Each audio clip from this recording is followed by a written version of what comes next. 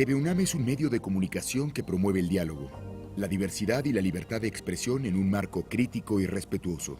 Los comentarios expresados en este programa reflejan la opinión de quienes la emiten y no de quien la difunde.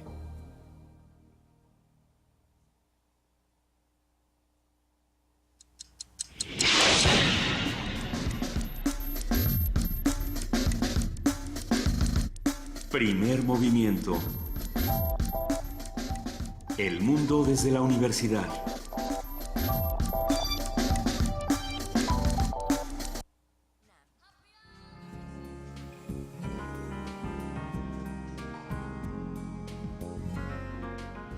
Primer movimiento. Podcast y transmisión en directo en www.radio.unam.mx.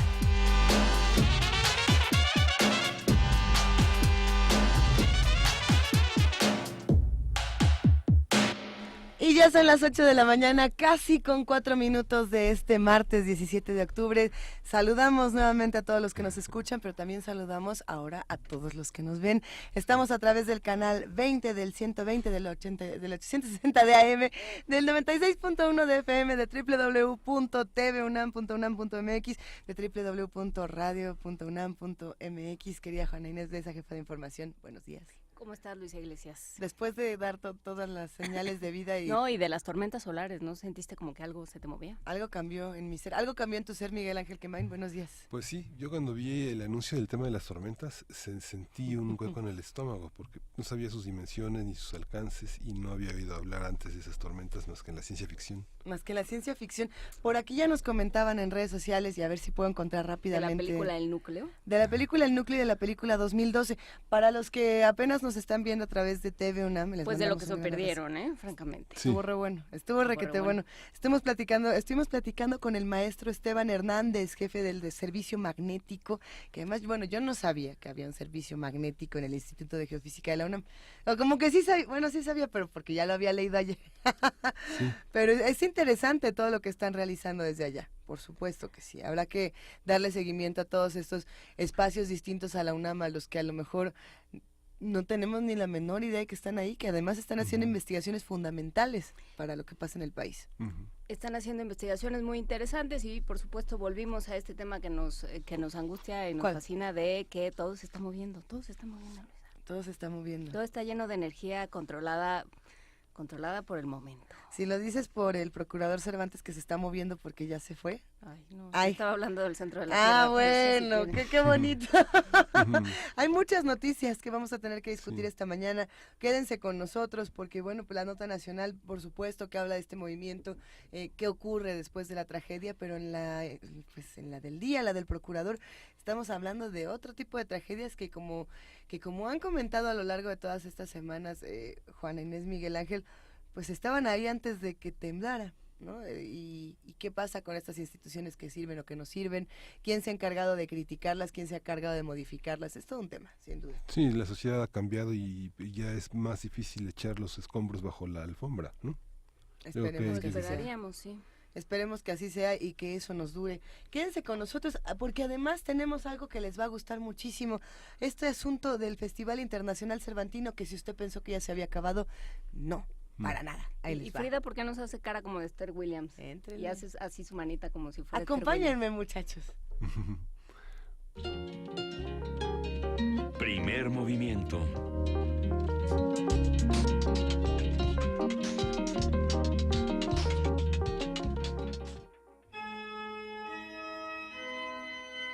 Ecocervantinos 2017. Ecocervantinos. Dulce García, muy buenos días, ¿cómo estás? Hola Luisa, muy buenos días a ti y al auditorio. Un gusto saludarlos como siempre. Te queremos, querida Dulce, ¿qué estás haciendo? Pues aquí, ¿dónde andas? Esperando contarles qué fue lo que presenciamos ayer en el Cervantino. Cuéntanoslo todo, querida Dulce. Pues en Radio UNAM pues sigue presente, deambulando entre las calles de Guanajuato y pues entre los sonidos del Cervantino. Y ayer nos deleitamos los oídos con el concierto que ofreció la Orquesta Sinfónica del Estado de México, bajo la dirección del maestro Enrique Batis, sin duda uno de los eventos pues más esperados en este festival, Y es que cabe recordar que al inicio del Cervantino, Enrique Batis recibió la presea cervantina por la gran labor que ha desempeñado a lo largo de tantos años para impulsar la cultura en el país. Les contamos un poco de él. Nació en la Ciudad de México en 1942, es destacado pianista y director de orquesta, se inició en la ejecución del piano a los 4 años de edad y como director ya formalmente hasta 1969. Antes la Orquesta de Jalapa, manteniendo así pues una trayectoria ininterrumpida ya de 43 años. Es fundador de la Orquesta Sinfónica del Estado de México, con la que estuvo ayer, y con la que ha recorrido el país y realizado giras en el extranjero, además de interpretar a pues autores importantes como Debussy, Villalobos y Stravinsky. Pero en esta ocasión fue a Tchaikovsky y otros autores rusos. ¿Qué les parece si escuchamos parte de lo que se vivió ayer aquí en el Cervantino? Muy bien, adelante. Se dice que por las noches, entre los callejones de Guanajuato, se escucha el andar del espíritu de un tal Tchaikovsky. No, él no era de aquí, ni siquiera habrá pisado suelo mexicano, pero sus ecos, sí.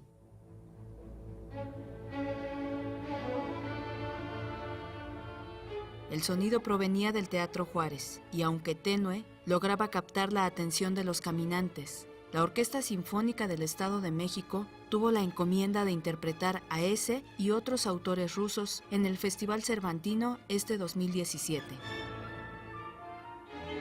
El ejército de músicos estuvo comandado por el maestro Enrique Batis. Una flecha a su batuta, y la arquera más tenaz y precisa, Ayman Musakajayeva, violinista de Kazajistán, dio en el blanco con la eufonía de su violín.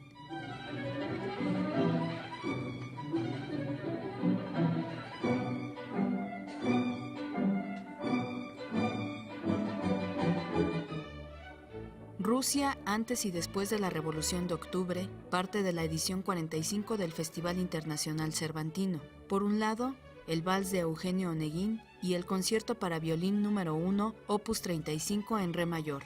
Por el otro, Vocaliz para orquesta y danzas sinfónicas opus 45 de Sergei Rachmaninov.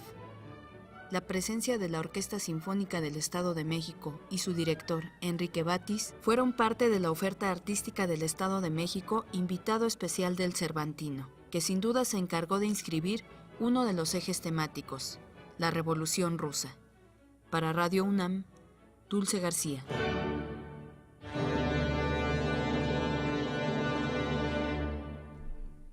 Ahora es Cindy, nos dice Frida Saldívar por el micrófono. Entonces, además de Tchaikovsky, la obertura de Eugenio Oneguín y todas estas cosas, ¿qué más hubo?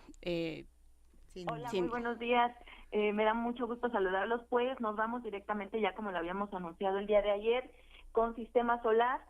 Tuvimos oportunidad de escuchar a este colectivo que pues ¡qué maravilla! Sí, y estilo denominado verbenáutica puso literalmente a todos los asistentes a bailar pese al frío en la Lóndiga de Granaditas. Previo al concierto, el grupo pudo platicar con los medios de comunicación. ¿Qué les parece si escuchamos la siguiente nota? Excelente. Desde la zona estelar verbenáutica, con ustedes, el Sistema Solar.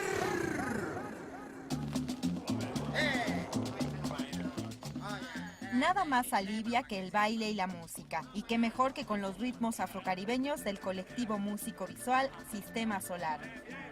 El guaguancó llegó a Guanajuato desde Colombia para traer la tradición de los picós y la verbena popular. En su tercera visita a nuestro país, una de las voces del Sistema Solar, Walter Hernández Índigo, dijo que hablan de lo que son bailando. Es como cada canción, como si la vivieran como si fuera un documental bailable. La conexión que hay con la cultura del picó, estamos hablando de la cultura del Gran Caribe, la cultura del sound system. Pues para México esa conexión está en los sonideros. En nuestro caso, viene de Pickup Amplifier, que tiene que ver con la cápsula fonocaptora del tocadisco, Sistema Solar, que tiene que ver con el sistema de sonido que tú pones en un sitio donde hacen la fiesta, que es el solar. Es darle un swing diferente, no quererse parecer al entorno anglófono.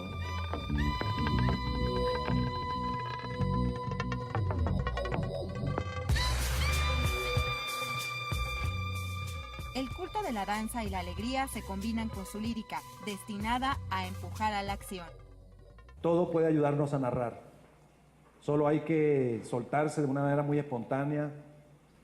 Esa acción de cambio tiene que pasar por los cuerpos, tiene que ocurrir no solo en la cabeza, como de una manera intelectual, tiene que pasar por una conexión con el barrio, tiene que estar en nuestras acciones diarias. Si uno se deja llevar por el miedo y por las consecuencias de la violencia, estamos perdidos. Amables oyentes, en este momento los dejamos con esta canción, una perla del Caribe. Para Radio UNAM, Cindy Pérez Ramírez. ¿Fueron a bailar, Cindy? Pues me tocó ir solita porque Dulce se fue a la orquesta, pero sí, ahí estuvimos bailando un ratito. ¿Se separó sin Dulce?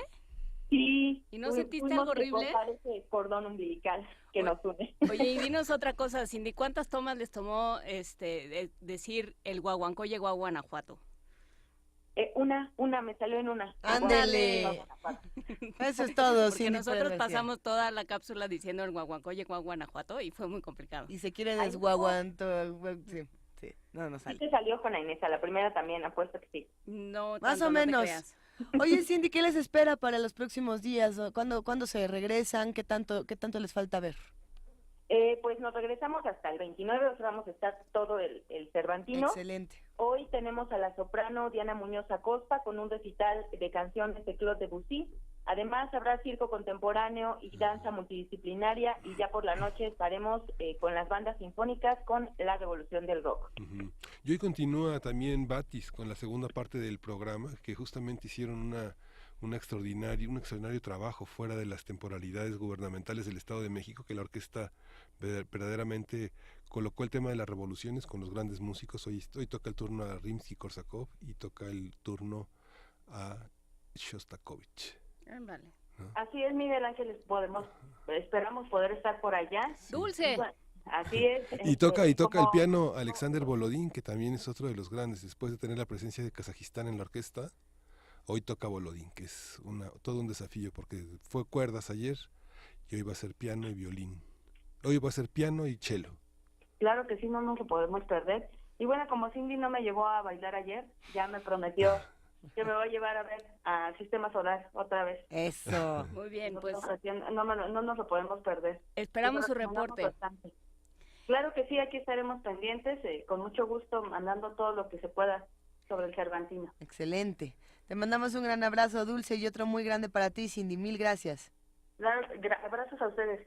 Hasta luego. Y acá seguimos en Primer Movimiento. Quédense con nosotros.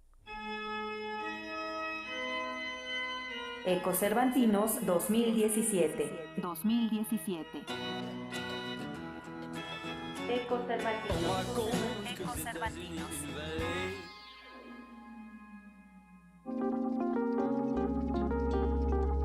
Primer movimiento. Hacemos comunidad.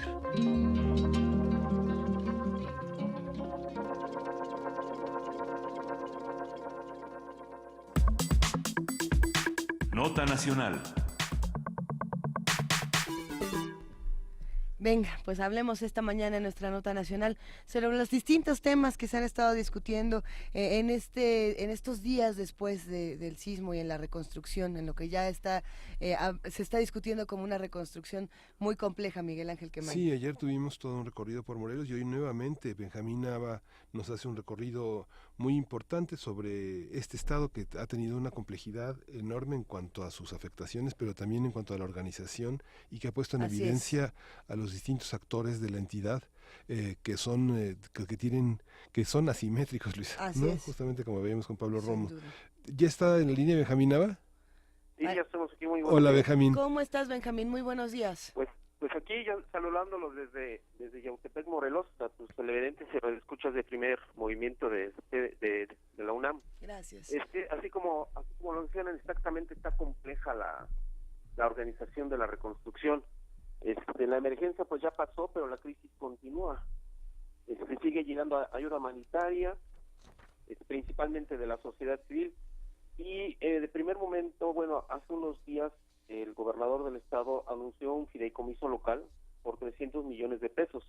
Uh-huh. Pero falta saber cómo, cuándo y dónde se van a entregar esos recursos. De inmediato, pues salieron precisamente los actores políticos, y claro que están en contra los dirigentes del PAN, del PRI, y hasta los posibles y futuros candidatos, incluyendo también al presidente municipal de Cuernavaca, Cuauhtémoc Blanco, porque todos se lo fueron en contra a Graco, precisamente por la desconfianza que se generó a partir del acaparamiento de estas ayudas, que llegaron 2 trailers, y ustedes pues también supieron que el DIF estatal quiso apoderarse de ellos en esta ayuda humanitaria.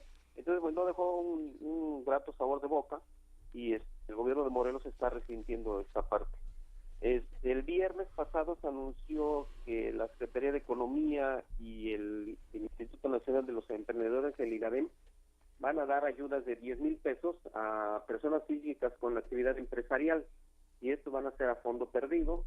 Ya se empezaron a dar algunas localidades dañadas, como Miacatlán, y al parecer también ya van a empezar en Jojutla, que es la localidad que más urgida está de ayuda. Obviamente que la crisis de vivienda no va a ser fácil. Fueron más de 15,000 viviendas afectadas, sin considerar que para el fondo de emergencias naturales, muchas viviendas no van a entrar en este fondo, que es lo que pretende Graco Ramírez con aquellos 300 millones de pesos del fideicomiso, que insisto, no se sabe todavía cómo lo van a manejar. Ya se burocratizó el asunto y pues está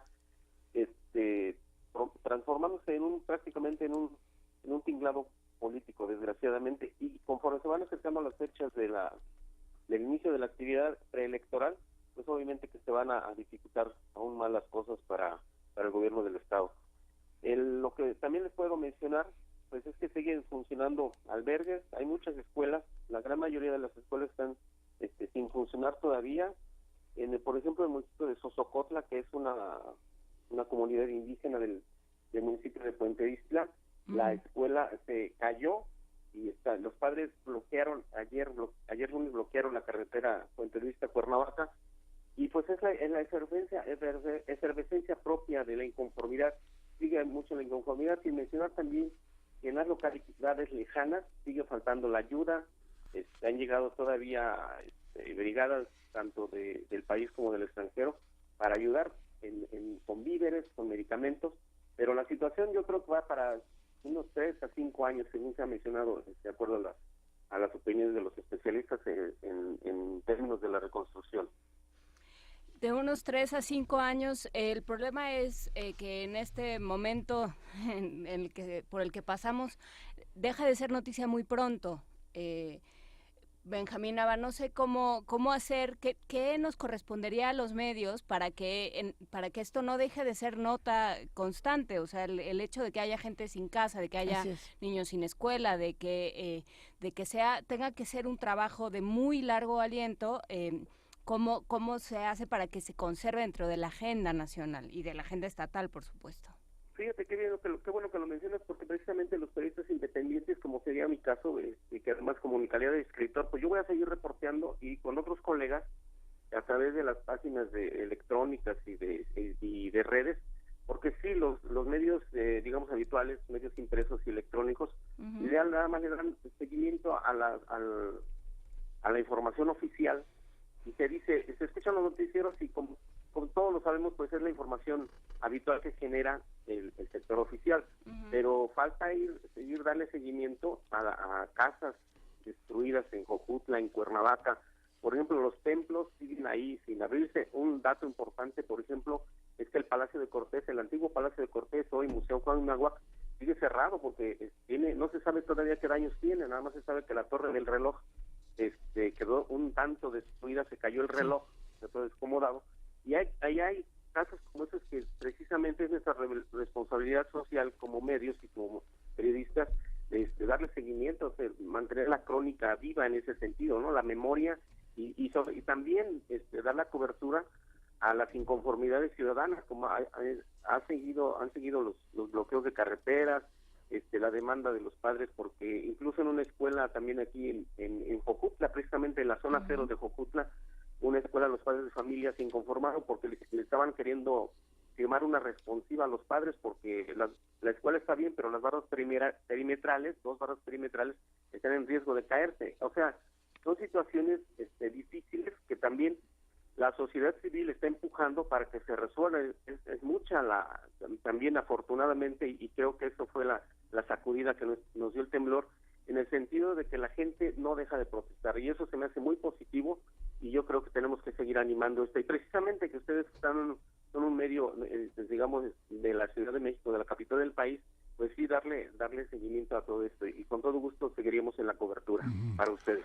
Afortunadamente ahora tenemos el acceso a prácticamente todo el país gracias al enlace que hacemos con TV UNAM y también a la propuesta corazón del Primer Movimiento, que justamente es entender el mundo desde la universidad, y justamente desde la universidad ha habido esta puesta en evidencia de los códigos civiles, de las leyes de propiedad en condominio que se modificaron justamente hace 2 meses y que garantizan de alguna manera también las condiciones en las que las personas han perdido sus propiedades. No sé, en el caso del Instituto de Investigaciones Jurídicas de la UNAM ha dado asesoría jurídica personalizada. ¿Se han acercado las universidades, las entidades a tratar de ponerle pensamiento a toda esta cuestión tan compleja de la pérdida, de los daños emocionales que tiene el Estado? Hay una parte que es constitucional, que es el derecho a la salud, el derecho a la vivienda, que tendría que el gobernador, junto con el legislativo, tratar de paliar la situación. ¿Hay esta visión a partir del derecho que oriente las acciones? Pues sí, precisamente la UAM, la Universidad del Estado de Morelos y el gobierno del Estado, pues no llevan una buena relación. No, hombre, ¿tú crees? No lo hubiéramos sospechado nunca. Y ahorita tiene el problema el rector de que no les han pagado a los integrantes de sindicatos administrativos y catedráticos, y hubo un paro de maestros. Entonces la universidad pues no está abocada realmente a asesorar, digamos, en materia jurídica y psicológica, como lo acaba de mencionar el compañero, porque tiene su propio conflicto de interés, de la destrucción que también tuvo. La universidad también salió dañada en el cuerpo principal de la universidad, en el campus Chamilpa, en el norte de Cuernavaca. También tuvo daños y en otros campus del estado. Entonces, lo que yo me pude enterar es, por ejemplo, que mejor universidades particulares que resultaron menos dañadas están dando esta ayuda, sobre todo pues en el caso de asesoría psicológica, la Secretaría de Salud, y en el aspecto jurídico más bien son las instituciones federales. En el caso de la vivienda, por ejemplo, hay una unidad muy grande de 9 edificios, 20 y tantos edificios, que al menos 3 de ellos tienen que ser demolidos, y hay personas que acabaron de pagar sus departamentos y ya no les cubre el seguro. Entonces, precisamente esos casos de conflicto jurídico y de desamparo en que se quedaron las víctimas del terremoto del 19 de septiembre, pues también son situaciones que ahora sí va para largo, y los mismos condóminos están desesperados, porque algunos se fueron a vivir con sus familiares, otros pues tienen realmente el conflicto de que no tienen casa donde vivir. Sí, es que creo que hay una parte que es muy importante, ¿no? En esta discusión que hemos tenido desde que sucedieron estas desgracias, tanto la de la primera del 7 de septiembre como la del 19, que van a caer que se convierten en desgracias en el momento en el que caen en un clima y en un suelo lleno de corrupción, de problemas entre autoridades locales y municipales. Hay una serie de problemas ahí que solo agravan la situación. Digamos, Cuernavaca no tendría que estar en este estado de indefensión, igual que le sucedió a Puebla, pero creo que Morelos está en una situación muy crítica y muy representativa de lo que sucede cuando fallan las instituciones, Benjamín. Sí, lo acabas de decir precisamente así es. Pues no es posible que la capital del estado, su alcalde y el gobernador estén peleados. Hay situaciones de seguridad también, de que nada más Cuauhtémoc Blanco insulta al gobierno por no hacer las cosas, y el secretario de seguridad le revira, y en esos dimes y diretes se van los servicios. Cuernavaca está realmente abandonada en el centro.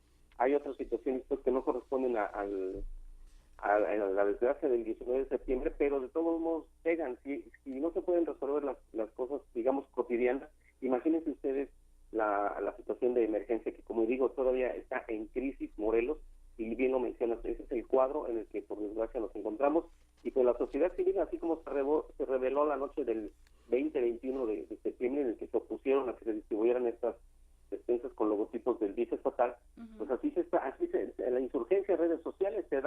movimientos también, en los bloqueos. O sea, Morelos realmente sigue en la crisis, por decirlo así. Pues seguiremos platicando contigo, Benjamín. Gracias por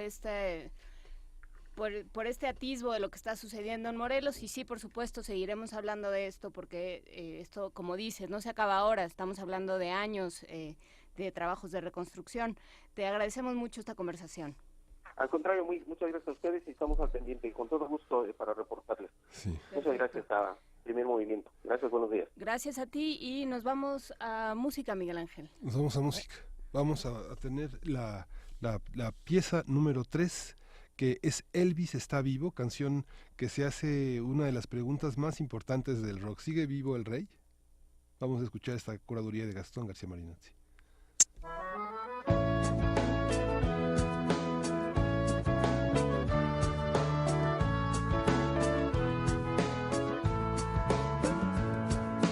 Elvis está vivo, me lo dijo un amigo cuando el sol empezaba a caer.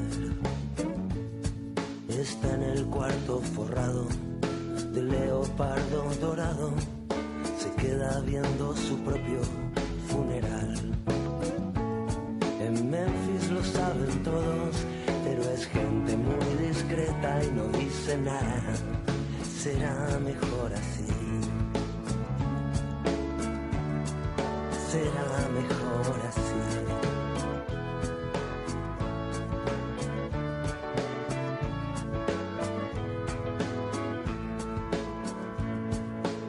Elvis está vivo, eternamente dormido en un...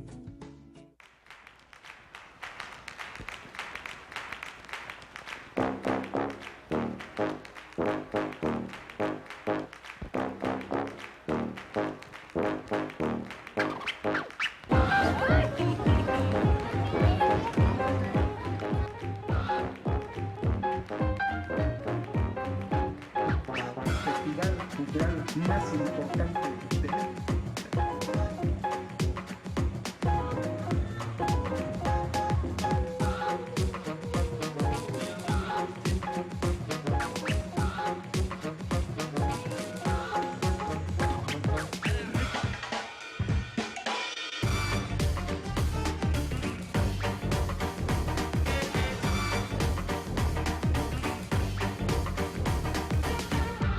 Muchas gracias.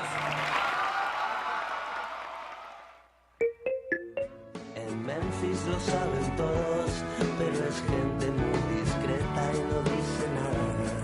Será mejor así. Será mejor así. Será mejor así.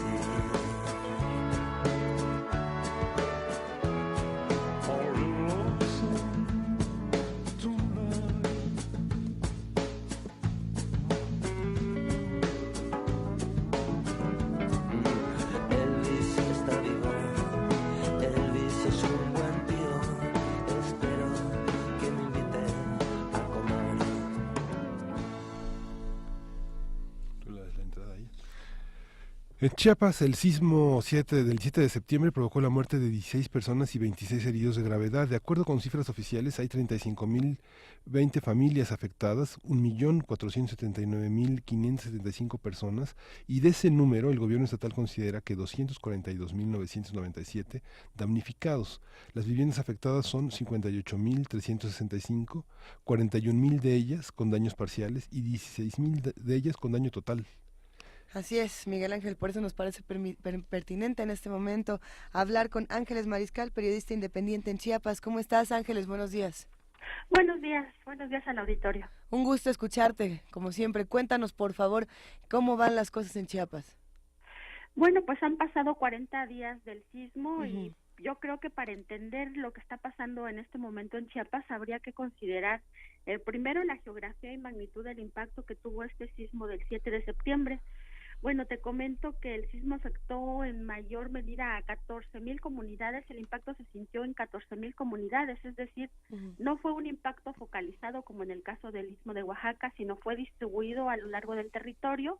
tanto en zonas costeras de fácil acceso como comunidades rurales, algunas serranas donde para llegar hay únicamente caminos de terracería. También para entender pues cuál es la situación actual, yo creo que hay que hacer un recuento para saber cómo fue la evaluación de daños que permitirá la reconstrucción, los parámetros que se tuvieron. Este fue un trabajo pues realmente fuerte porque, y como mencionaba, fueron 14,000 comunidades a las que se tenía que llegar. Sí. Fue una tarea titánica en la que las instituciones de gobierno finalmente quedaron rebasadas. ¿Y esto por qué lo digo? Hubo comunidades a las que se pudo acceder hasta 2 semanas después del sismo, sobre todo por los derrumbes carreteros que fueron provocados por el reblandecimiento del terreno, tanto por el sismo como por la temporada de lluvias que se presentó. Y entonces aquí era cómo realizar el censo de daños en esas condiciones. Bueno, el resultado es que se recurrió a personas que no estaban calificadas, sobre todo burócratas o empleados de oficina, que muchas veces ni siquiera quisieron o pudieron llegar a todos los lugares afectados. De esto hay muchos testimonios y consecuencias actuales. Algunos hicieron censos breves, censos de, digamos, de daños que les contaron que había, pero no se tomaron la molestia, o porque también era un gran esfuerzo subir a las comunidades, ¿no? Tampoco hubieron formatos específicos para hacer anotaciones sobre los daños, sino se dejó al criterio de los ayuntamientos. Y si bien hubo casos donde hubo mucho detalle y cuidado en esto, hay muchos más, donde las personas que realizaban ese trabajo no anotaron ni siquiera el nombre completo de los damnificados, ni las referencias pertinentes para poder ubicarlos perfectamente y dimensionar el daño de sus viviendas. Y bueno, esto se sumó que hubo diferencias o francas confrontaciones entre dependencias respecto a la cuantificación de los daños. Te comento que particularmente entre la Sedesol y la Secretaría de Desarrollo Agrario, Territorial y Urbano y Protección Civil de Chiapas, pues se presentaron incluso en una ocasión, la SEDATU y Protección Civil hablaban de que había más de 80,000 viviendas dañadas, y ese mismo día la Sedesol decía que no, que solo eran 38,000. Y bueno, la certeza y escrupulosidad con la que se llevaron a cabo este proceso, pues de eso dependía que ahorita se estuviera en el proceso más certero sobre la reconstrucción. Y ya vieron ustedes la evaluación de los daños, la más reciente que dio el gobierno del estado y el gobierno federal, pero aún esta evaluación, señalan las instituciones, señalan los encargados de las dependencias, es una evaluación preliminar de daños, es decir, no se tiene exactamente la certeza de cuál es la magnitud de los daños en las viviendas, precisamente por todas estas condiciones que mencionaba, tanto la geografía, tanto como la falta de escrupulosidad con la que se llevaron a cabo pues esta situación.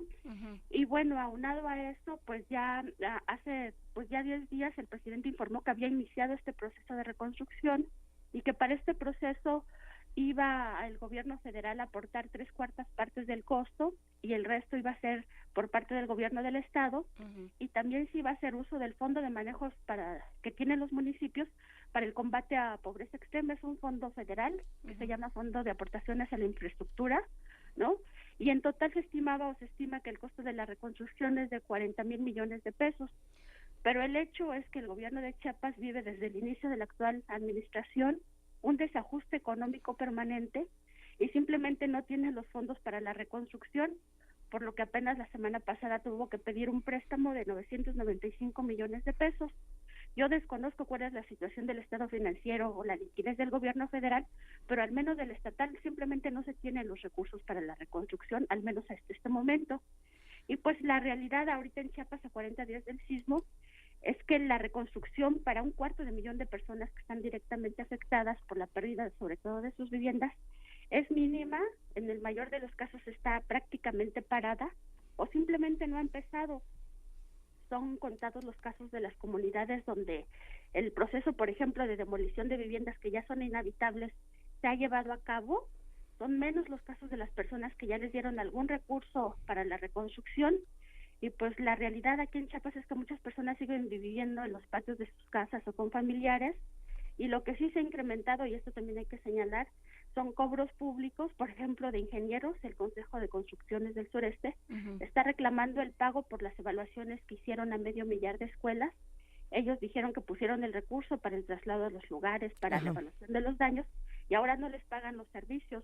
También hay empresarios de la construcción a quienes se les pidió que prácticamente aportaran de su cuenta para la demolición de las viviendas, y ahora piden que se les otorguen obras, pero como mencionaba, esta falta de liquidez y de recursos pues hace que ahorita la situación esté en un impasse, esté pues prácticamente parada, y eso afecta finalmente la vida cotidiana de 249,000 personas, ¿no? Esa es la situación pues a estas alturas. 249,000 personas, o eso pensamos, porque el censo no es confiable. Sí, así es, son, digamos, aquí menciona incluso estimaciones, ¿no? O sea, no hay una certeza absoluta. ¿Y qué están haciendo esas personas? ¿En dónde están? ¿Dónde están pasando la noche? Si no es en los patios de sus casas, como decía. Sí, algunas están en los patios de sus casas, la mayoría se fueron a vivir temporalmente con familiares, pero pues son situaciones difíciles también, son situaciones incómodas, porque las casas pues no están en condiciones para aceptar a 1 o 2 familias más, ¿no?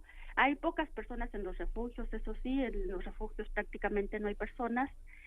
Se les ha estado dotando de manera esporádica de despensas.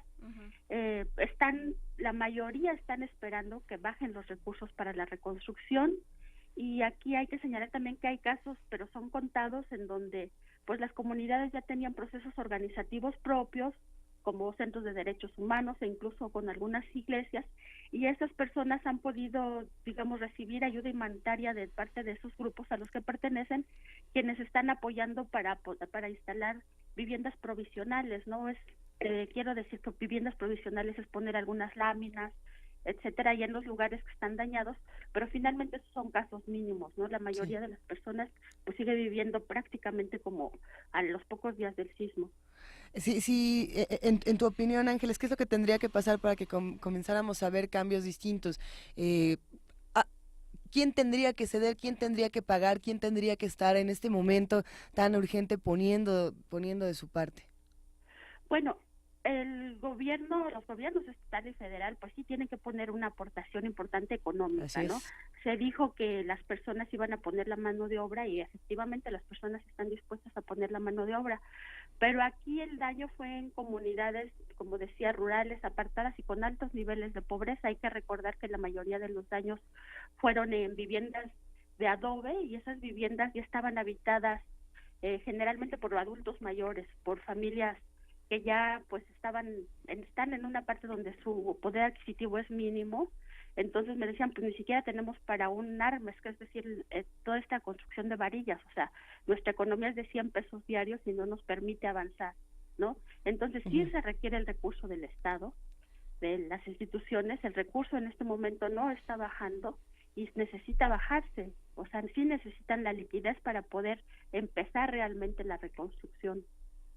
Sí, todavía sigue presente este fenómeno que vimos en 94, cuando el Estado mexicano trató de sitiar al ejército zapatista y fue evacuando comunidades, y nos dimos cuenta todos los mexicanos que gran parte de esas comunidades estaban habitadas por personas muy ancianas que estaban esperando a sus hijos que iban a trabajar a las grandes ciudades o a Estados Unidos.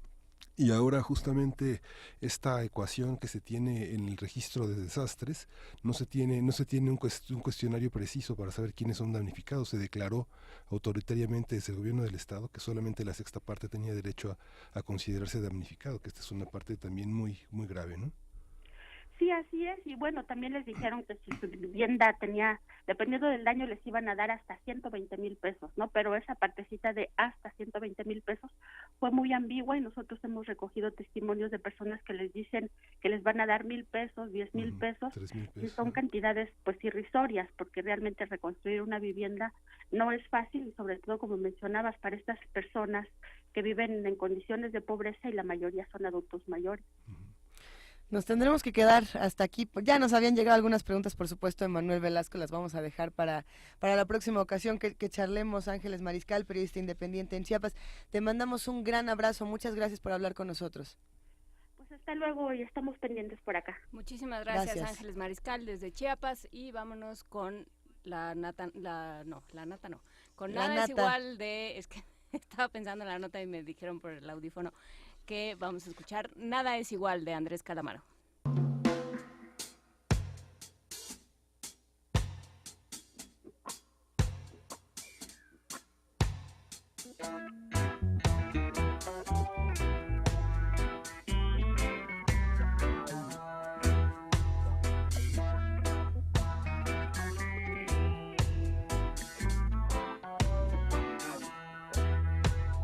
gaucho se despierta a la mañana y mira el horizonte otra vez.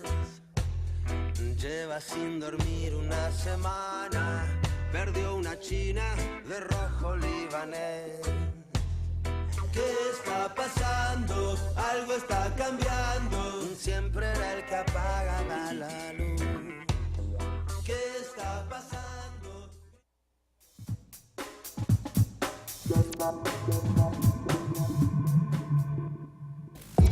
Yo soy Víctor Manuel Cruz Atienza, soy investigador del Instituto de Geofísica de la UNAM, soy doctor en sismología, me dedico a estudiar los terremotos. Yo tuve también la experiencia de 85, los terremotos, es decir, algo que se impuso en mi conciencia, en mi vida, y que eventualmente, conforme fui descubriendo lo que a mí me permitía abordar una carrera como geofísica, me fue fascinando el tema y fue como ya me fui especializando dentro del campo de la geofísica hacia la sismología. La geofísica es un cúmulo de disciplinas que pretende entender el sistema Tierra. La UNAM, en cuanto a su investigación en sismología, es un centro reconocido, indiscutiblemente en todo el mundo.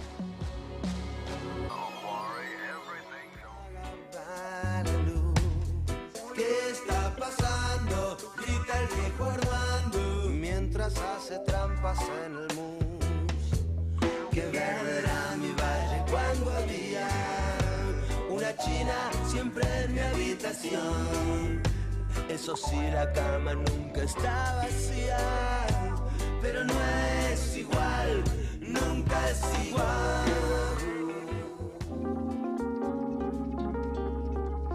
Primer movimiento. Hacemos comunidad.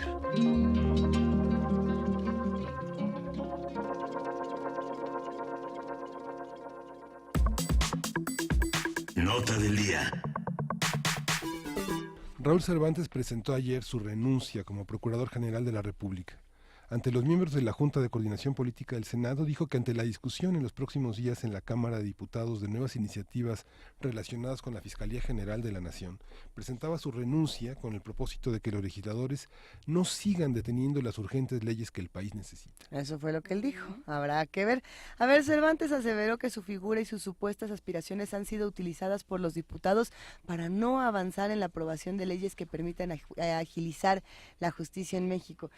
De ahí viene que muchas personas digan, esto fue un acto de valentía, y otros digan, esto es una movida política, y otros digan, este es un tramposo, y otros digan, la PGR ni funciona, y por ahí otros digan, ¿y quién era Raúl Cervantes de cualquier manera? ¿Qué hizo y qué no hizo? ¿Qué representaba realmente esta figura? La nación, nos dijo Luisa. ¿Pero qué? O sea, ¿de qué manera? Bueno, el PAN en el Senado pidió que a la hora ex procurador aclarar si su renuncia implica también la aspiración de ser fiscal general de la nación. A ver si sí, a ver si no. Hay muchas preguntas. Y vamos a tener este comentario con Marco Fernández, él es investigador asociado de México Evalúa y ya está en la línea. Buenos días, Marco. Hola, muy buenos días. A ver, cuéntanos, ¿cómo leer la renuncia de Cervantes? Bueno, me parece que se da en un contexto de desgaste de su figura, críticas desde el inicio de su nombramiento debido, pues, en primer lugar a sus credenciales partidistas, en un momento en que hay una exigencia de tratar de realmente empezar a despolitizar la justicia en nuestro país. Después, pues las críticas aumentaron porque en casos controvertidos, como por ejemplo el de Odebrecht, a diferencia de lo que observamos en otros países donde están habiendo avances sustantivos en las investigaciones, tirando órdenes de aprehensión, incluso contra el vicepresidente, por ejemplo, en Ecuador, o la gente, el propio expresidente en Perú, etcétera, pues en México, pues no queda muy claro dónde están las investigaciones. Hay un problema, además, de distintos delitos que han quedado lamentablemente impunes, y las cifras de seguridad pues tampoco son las más alentadoras. En ese contexto, pues sí se ha dado la percepción de que los resultados de la institución no han sido los mejores, y para sumarle a la complicación, pues había ya desde tiempo atrás una discusión de cómo hacer una transformación realmente verdadera de la Fiscalía General de la República. Se acordarán que al inicio del periodo de sesiones, pues hubo una pelea política en donde incluso no se estaba instalando la mesa directiva de Cámara de Diputados, porque desde la perspectiva de la oposición, este artículo que se aprobó en 2014 del pase automático y la percepción del fiscal carnal, precisamente por la cercanía política del hoy ex procurador al presidente y al ex consejero jurídico de la presidencia, todo eso pues abonaba a un clima realmente de poca credibilidad y de dificultades en su labor del fiscal. A ver, tenemos un problema de credibilidad por todos lados. ¿Cómo interpretar este discurso de me voy porque el país me lo demanda? Pues mira, con franqueza, Juana, creo que hasta cierto punto, perdón, pero es un discurso cínico. Porque si realmente, como dice, lo que él quiere es que no haya un pretexto para entrarle a la discusión de las leyes, pues él como procurador pudo haber impulsado justo la discusión de una reforma constitucional con sus compañeros de partido, con sus antiguos compañeros de bancada. Nosotros hace semanas, te acordarás, que platicamos cómo nos habíamos reunido con las mesas directivas de Cámara de Diputados y del Senado, e incluso con las juntas de coordinación política de ambas cámaras. Y en su momento les presentamos una propuesta de dictamen ciudadano, considerando justo las iniciativas que están paradas en el Senado principalmente, para tratar de entrarle realmente a una reforma integral de la institución. Y la reacción fue muy sintomática, creo, del clima político que vivimos. Por un lado, la oposición, particularmente el frente opositor, diciendo que no, que incluso ni le cambiarían una coma a la propuesta ciudadana y que no, que coincidían y que sí tendríamos que entrarle, pero que era el PRI el malo de la película. El PRI, tuvimos reunión con la gente del PRI y el PRI diciendo, híjole, pues es que nosotros nada más podemos cambiar, como contempla la iniciativa del presidente y la nueva iniciativa de nosotros, lo del pase automático, pero no vemos condiciones para discutir constitucionalmente la reforma de la Fiscalía. Morena, también tuvimos, de hecho, el día del temblor, estábamos a la mitad de la junta con ellos cuando tembló, y estábamos hablando de la propuesta, y nos decían que, bueno, que coincidían, pero que ojalá que para apoyarla teníamos que también discutir lo del fuero y que también lo del financiamiento de partidos políticos y demás. En resumen, todo el mundo habla de la importancia de una vez por todas de sentar las bases de una verdadera institución que sirva para combatir la corrupción, pero a la hora de la hora se quedan todos sentados. Nadie invierte capital político. Exacto. Cada quien tratando de jalar agua a su molino más en el contexto electoral, pero realmente entrándole a la discusión que necesita el país, que va más allá de la mezquindad electoral, para tratar realmente de entrar a este tema, colegas, pues no, hasta ahorita no ha ocurrido. Y peor, ayer cuando el presidente dice que bueno, que él cree que como están las cosas, pues muy probablemente hasta el próximo año va a haber nombramiento del fiscal. No, pues sí me ¿cómo? Parece una tragedia la declaración del presidente, porque, insisto, no ni siquiera pareciera darse cuenta de su capacidad que podría tener como líder del Estado mexicano para realmente empujar, si es que el tema realmente le importa, la discusión del modelo de Fiscalía General en el Congreso, pero no, tampoco. Entonces sí creo que esto evidencia que los que somos víctimas en este problema somos los ciudadanos, que lamentablemente si hemos sido víctimas de un delito, vemos que la probabilidad de que agarren a la persona que delinquió es prácticamente nula. ¿Por qué? Porque no hemos reformado las instituciones. Pero ¿eso qué quiere decir, Marco? ¿Qué mensaje entonces se le está dando a la sociedad? Que a partir de este momento, ¿qué podemos hacer y qué no podemos hacer? Que ya no tenemos ley, o sea, ¿cuál es el mensaje que se le está dando? Que están en elecciones y que ahí nos vemos el año que entra. ¿Qué nos hablan? ¿Está garantizada la impunidad? Pues yo creo, colegas, que coincido en las expresiones de los tres. Que en el fondo pareciera que, bueno, pues fíjense que estamos ya en el clima electoral, ya estamos viendo si vamos a ser diputados, los que son senadores y se pueden ir a ser diputados o presidentes municipales, ya su horizonte político está en otra preocupación, y pues que nos freguemos el resto de la sociedad.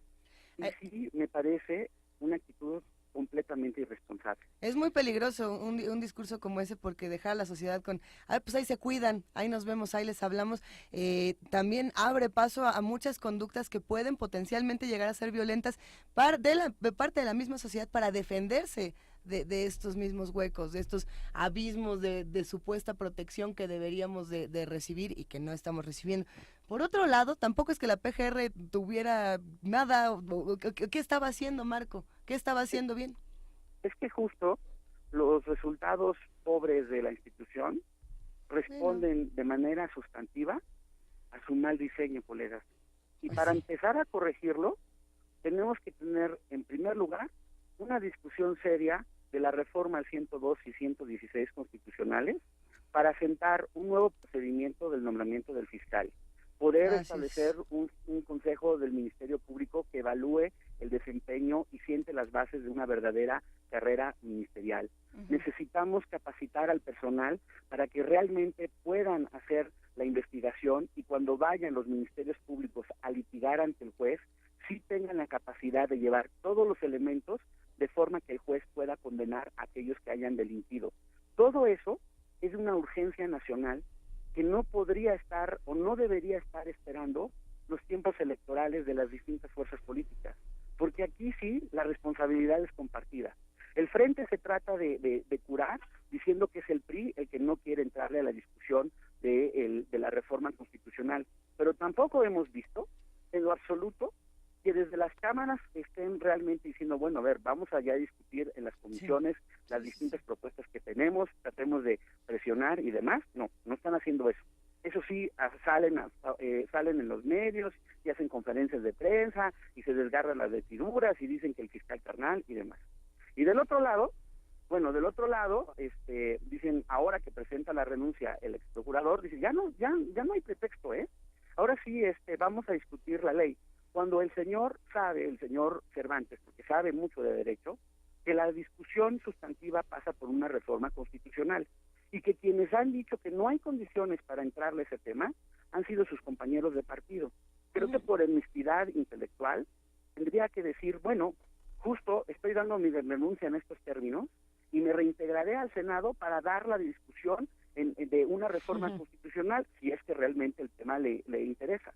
Pero pareciera que otra vez es un juego entre las distintas fuerzas políticas, colegas, de cara a la elección del próximo año. A ver, ¿y qué tendríamos que estar revisando? Porque deja un tiradero, o sea, por supuesto deja el tema de la fiscalía a la mitad, ¿no? Una discusión que él podía haber encabezado diciendo yo no voy a participar, ni pretendo candidatearme desde aquí, pero vamos teniendo esta discusión. Y por el otro lado también nos deja Odebrecht ahí a la mitad y sin mediar ninguna explicación y ninguna investigación, Marco.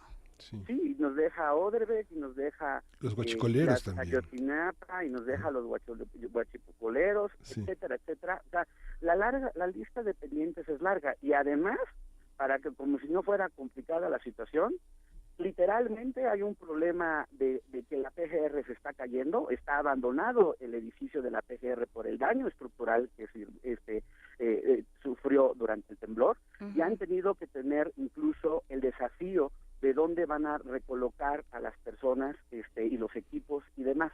En ese contexto, pareciera que lo mejor es irse, dejar el tiradero, y ya mejor que el otro lo recoja. Además no han podido mover a la gente porque también todas las computadoras están con información clasificada que han aislado y que la llevaron a la defensa, al parecer. Según entiendo, así es, Miguel, y creo que justo, o sea, en ese contexto, realmente por eso me pareció muy cuestionable la declaración del presidente ayer, porque justo el tamaño del reto es tal que uno hubiera esperado que él, como titular del Estado mexicano, entendiera que a este tema no se puede patear el balón para adelante. A este hay que entrarle el toro por los cuernos. si realmente fuera una prioridad presidencial el Estado de Derecho, el señor presidente sería el primero que encabezaría los esfuerzos de las bancadas de su partido en el Congreso para de una vez por todas entrarle a la discusión y ver si sí es cierto lo que la oposición ha dicho, de que también le preocupa el tema. Pero hasta ahorita, lamentablemente, eso no ha ocurrido. Es que ese sería, para eso necesitas no solo otro presidente, sino otras cámaras, porque ese trabajo de contrapeso, de exigencia, de estorbo permanente que tendrían que hacer las cámaras, tampoco lo están haciendo. Se están en esta... ¿Qué quieres? Que las cámaras tengan más... Pues que se pongan a trabajar, ¿no? Más, o sea, sí. Este término que utilizas tú, Marco, de mezquindad electoral, me parece que es dramático por acertado, porque justamente eso es lo que sucede. O sea, todos están viendo dónde se recolocan, entonces no van a estorbar, no van a molestar y no se van a meter en complicaciones, se van a dedicar a sus campañas. Y los fregados somos el resto de la sociedad. Y justo que el presidente, el Ejecutivo, acaba de asumir la presidencia de la Comisión Nacional de su partido, y que justamente sería la oportunidad para interactuar en beneficio de la nación, para articular los esfuerzos entre las cámaras y esta comisión en vista del 18. Alguna, ¿no? Y yo creo que por eso la alternativa que yo observo es tratar de distintos actores de la sociedad civil en equipo con ustedes, con los medios de comunicación, tratar de elevar el costo político de las fuerzas que se están tratando de hacer guaje. No nos queda mucho más, porque por más que ya hicimos el estudio técnico de las iniciativas, ya vimos cómo funcionan buenos modelos de fiscalías en el mundo y trajimos propuestas a la mesa. Sí. Ya fuimos y los buscamos a las cámaras, a los distintos órganos legislativos de las mismas. Todo el mundo nos dice, no, sí, es importante, incluso simulan que tienen dudas y se las contestamos y tratamos de estar a la disposición de los legisladores para coadyuvar en este ejercicio. Sí. Y nada ocurre. Ay, Marco, ya nos quedamos enojados y ya se nos acabó el tiempo. Tendremos que seguir platicando. Hablemos muy pronto, por favor, te mandamos un gran abrazo. Como siempre, el agradecido soy yo, colegas. Muy buen día. Un gran día para ti. Él es Marco Fernández, investigador asociado de México Evalúa, especialista en temas de anticorrupción y profesor del Tecnológico de Monterrey. Vamos a una pausa y regresamos. Primer movimiento. Hacemos comunidad.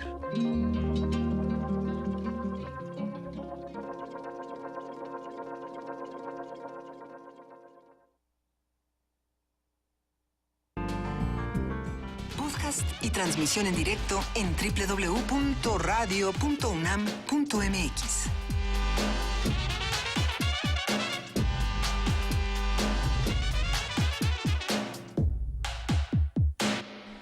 Esta es la tercera hora de Primer Movimiento a través del 96.1 de FM, el 860 de AM, el canal 120 de cable privado, cosa. De televisión de paga. Eso, mero. Y el canal 20 de TV Abierta. Esto es Radio y TV UNAM. Primer Movimiento empieza con Juana Inés de Esa, Miguel Ángel Quemain y Luisa Iglesias. Y seguimos discutiendo fuera del aire todos estos temas del procurador o el ex procurador Cervantes y todo lo que nos dejó regado por todos lados. Hijo. Y sí, bueno, y lo que nos quedan a deber las clases políticas en general, pero bueno. Y las instituciones controladas por diferentes seres. Es muy complejo y sí, se nota que todos como sociedad estaremos muy molestos con esto y estaremos indignados. ¿Qué haremos con esa indignación? ¿Cómo la vamos a encauzar para que no se quede nada más en el grito, en la pataleta, en ¡ay, qué mal está el país! Miren qué mal está, yo por eso no voto y yo por eso no hago nada. A lo mejor hay algo que sí se puede hacer. Sí. ¿Qué cosa? Estamos en @PMovimiento, en diagonal Primer Movimiento UNAM y en el teléfono 55 36 43 39. ¿Qué proponen? Vamos haciendo comunidad entre todos. Y mientras eso sucede, ¿te parece bien, Miguel Ángel Quemain, si nos vamos a tu poesía necesaria? Vamos. Éntrele. Primer movimiento.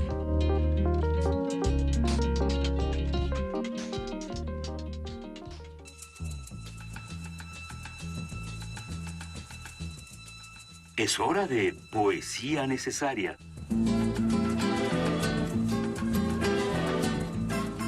¿Qué? Y solamente a mí me toca la ¿La qué? La rúbrica misteriosa. Es que ayer es que tuvimos ese problema. Pero bueno, ya volvió. Tuvimos lo de nuestro éxodo.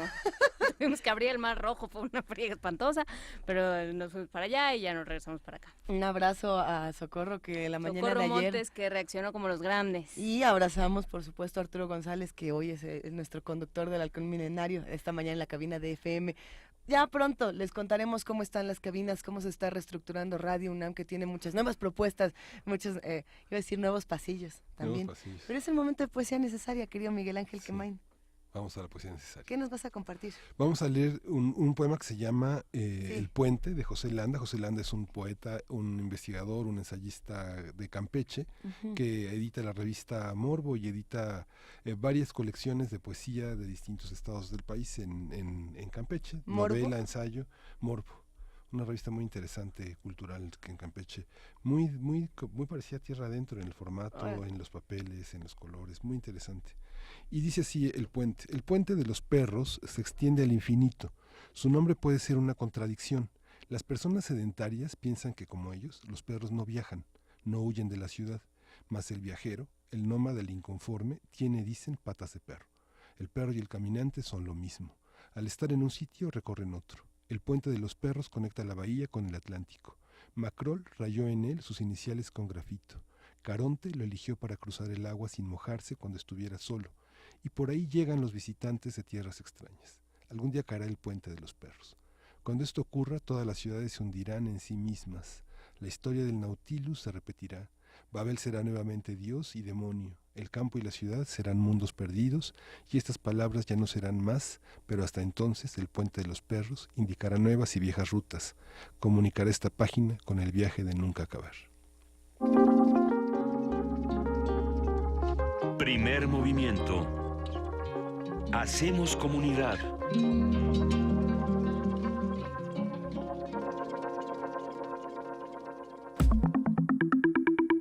La mesa del día. El miércoles 18 y el jueves 19 de octubre se realizarán los trabajos del Diálogo Nacional por un México Social, Democracia, Estado e Igualdad, las perspectivas. En su 10ª edición, los participantes reflexionarán alrededor de esos 3 ejes principales en 6 mesas. Para el miércoles, es decir, mañana, los temas que serán discutidos son la perspectiva de la democracia, el desarrollo y la democracia en América Latina, así como la tendencia de la distribución funcional del ingreso en nuestro país. Para el jueves, los temas son las políticas para la igualdad social, la sustentabilidad democrática en el capitalismo actual, así como la sustentabilidad del desarrollo y el multilateralismo. La sede del 10º Diálogo Nacional por un México Social será el Auditorio Ho Chi Minh de la Facultad de Economía en Ciudad Universitaria, y para ello está el coordinador de este encuentro, Rolando Cordera. Doctor Cordera, buenos días. ¿Qué tal? Buenos días, muchas gracias por la invitación. Muchas gracias a ti, Rolando Cordera, por platicar con nosotros y por hacernos esta invitación, aún en medio de una mañana tormentosa que has tenido. Un poco agitada. Un poco agitada. Sí. Cuéntanos, ¿qué es este diálogo nacional? ¿De qué hablamos cuando hablamos de un México social?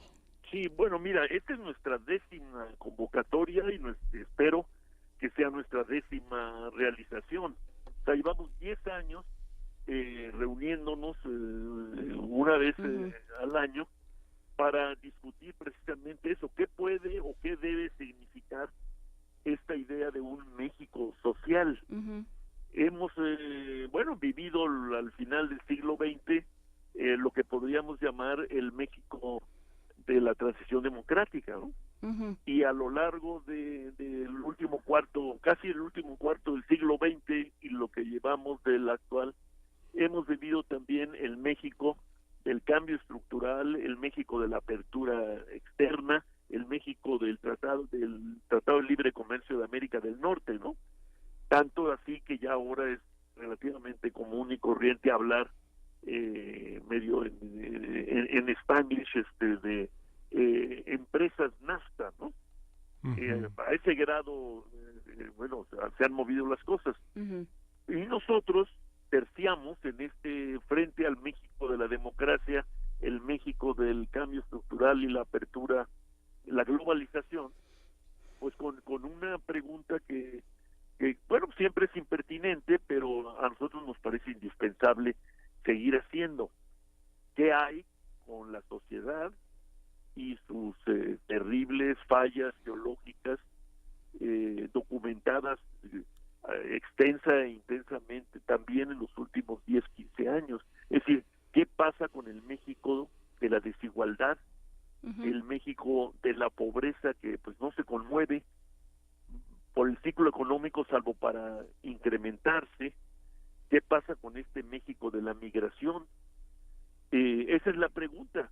Y la pregunta adicional es, bueno, en este panorama es posible imaginar un México, como le llamamos nosotros, social, es decir, un México con un Estado y una sociedad comprometidos con tareas de igualdad, de superación sostenida de la pobreza, con redistribución social, etcétera. Esas son las preguntas que nos hemos hecho y hemos hecho a nuestros invitados y colegas en estos 10 años, en el marco pues de nuestros trabajos dentro de la universidad, en el seminario de la cuestión social y en los últimos años también en el programa universitario de estudios del desarrollo. Y nos parece a nosotros que es el componente obligado, pero frente al cual no ha habido buenas respuestas ni de parte de la sociedad ni de parte del Estado, incluyendo ahora el sistema político plural que tenemos. Y por eso hay que insistir en las preguntas, ¿no? Y en el tema. Nosotros necesitamos construir un México social. Es decir, no nos va a caer del cielo y por lo visto tampoco nos lo van a dar ni la democracia ni la globalización.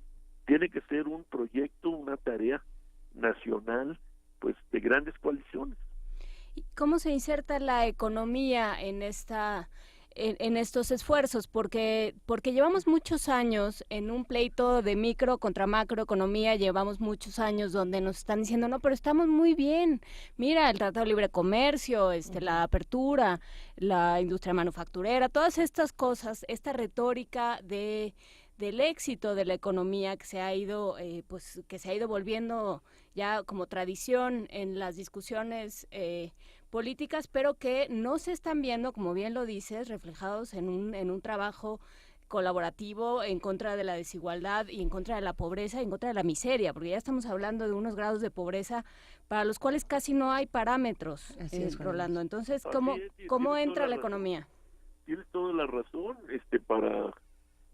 para reforzar nuestro pesimismo, ¿no? Te diría, bueno, los testimonios. Yo ayer escuché uno en un programa de noticias que dirige Ciro Gómez Leiva en la mañana. Escuché un reporte de una corresponsal de él de Sejuchitán y Ixtepec.